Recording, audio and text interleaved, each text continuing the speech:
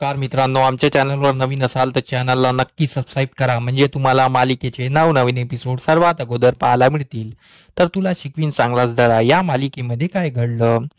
तर ओमकार आणि शिवानीने बजाला घरी आणलेलं असतं, पण बजान हा खूप खोटा बोलत असतो. अक्षराच्या तुलनेने तो खूप खोटा बोलत असतो.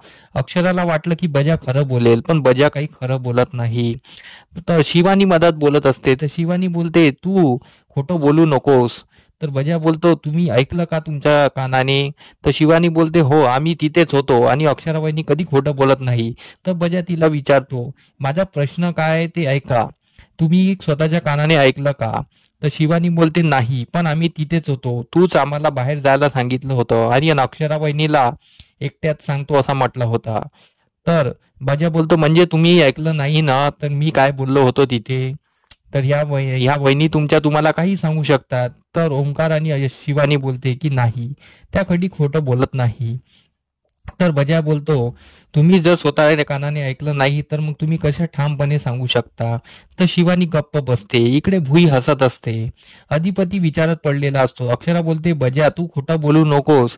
तुला काय भुवनेश्वरी मॅडमने खरेदी केलं का, तुला किती पैशात खरेदी केलं असं ती बोलत असते. तर बजा बोलतो मला कोणी खरेदी केलं नाही आणि मी भुवनेश्वरी मॅडमला आता 2 वर्षानंतर बघतो आहे. जेव्हा त्यांनी मला हॉकी स्टिकने मारलं होतं तो मार आजही माझ्या लक्षात आहे आणि तेव्हापासून मी त्यांना आज बघतो आहे.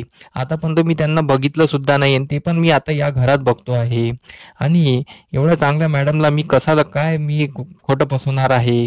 तर अक्षरा बोलते बजा तू खोटं बोलू नकोस, तू खोटं वागत आहे आणि तू मला काय बोलला होता की मला अधिपती समोर न्या, मी खरं सांगेल आणि मला वाचवा, मला भुवनेश्वर बाईपासून वाचवा असं तू बोलत होता आणि तू आता काय बोलतो आहे.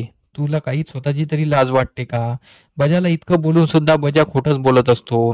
बजा शाळेत भुवनेश्वरीच्या प्लॅनमध्ये अडकलेला असतो की बजा काय करत असतो. तर अक्षरा किती विनवण्या करते, तर अक्षराचा प्रत्येक प्लॅन फेल होत असतो.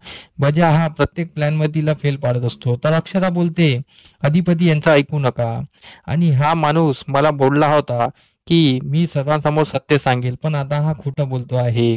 आता बजा तुला वाटते ना तू खोटं बोलताय, तू सत्य बोलत आहे ठीक आहे, तर तू आता जेलातच राहा. मी तुझ्यावर अशा कलमा लावील की तू कधीच बाहेर निघणार नाही. मी माझ्या बुद्धिबळाचा पूर्ण वापर करेल, मी माझ्या मास्तरकीचा पूर्ण वापर करेल आणि तुला अशा कलमा लावून की तुला नेहमीसाठी जेलात सडवेल, म्हणजे तुला भुवनेश्वरी मॅडम पण वाचवू शकणार नाही.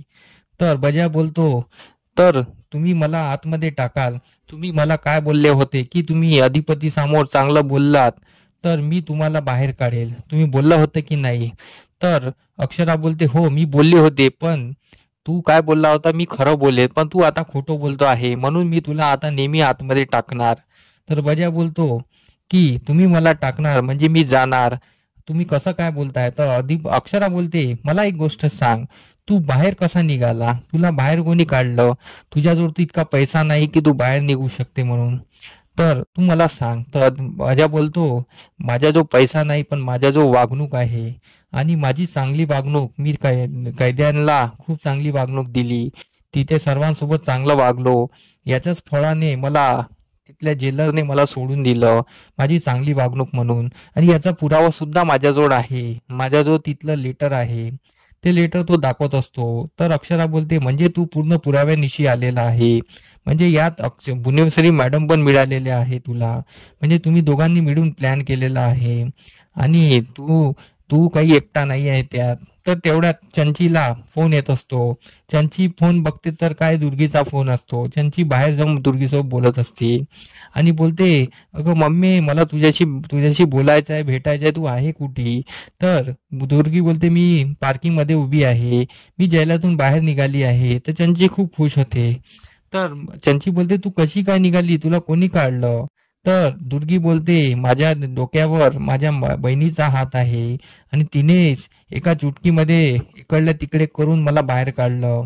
तर दुर्गी सर्व सांगत असते. तर चंची सर्व ऐकत असते. चंचीला फार फार चांगलं वाटलेलं असतं. इकडे अक्षरा आणि बजाची फाईट सुरू असते. बजा खोटच बोलत असतो. तर भुवनेश्वरी मदत बोलते आम्ही कशाला त्याला भेटू आणि आम्ही कशाला त्याला बाहेर काढू. हे बघा, तुम्ही माझ्यावर आरोप करू नका. तर भुवनेश्वरी खोटेपणाचा मुखवटा घालून चांगलेपणा दाखवत असते आणि अक्षरा त्यात फसत असते. तर बजा बोलतो, तुम्हाला वेड्याचा झटका परतता आला नाही ना? तर अक्षरा ओरडते. तर अधिपती बोलतो, बजा तू काही बोलू नको, नाहीतर तुला इथेच उधळील. तर बजा घाबरतो. तर इकडे शिवानी आणि ओंकार पण बोलत असते, हा खोटं बोलत आहे आणि आमच्या अक्षरा वहिनी अशा नाही आहे, आम्हाला पूर्णपणे माहीत आहे. तर अक्षरा सर्व सांगत असते, पण बजा सर्व प्लॅन फेल पाडत असतो. तर आता हे पाहणं रंजक ठरणार आहे की बजा खरंच खोटंचं सत्य आणि सत्याचं खोटं करणार का, आणि अक्षरा परत फसणार का, आणि अधिपती अक्षराला पण घराच्या बाहेर काढणार का, की बजाजचं खोटं सर्वांसमोर येईल. तर यासाठी आमची व्हिडिओ बघत राहा, हे समोरील भागात तुम्हाला कळणारच.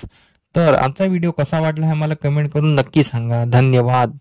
हे व्हिडिओ कसे वाटला हे आम्हाला कमेंट करून नक्की सांगा. तुमचा प्रतिसाद आमच्यासाठी खूप महत्त्वाचा आहे. तर आमच्या व्हिडिओला कमेंट नक्की करा आणि लाईक करायला विसरू नका. धन्यवाद.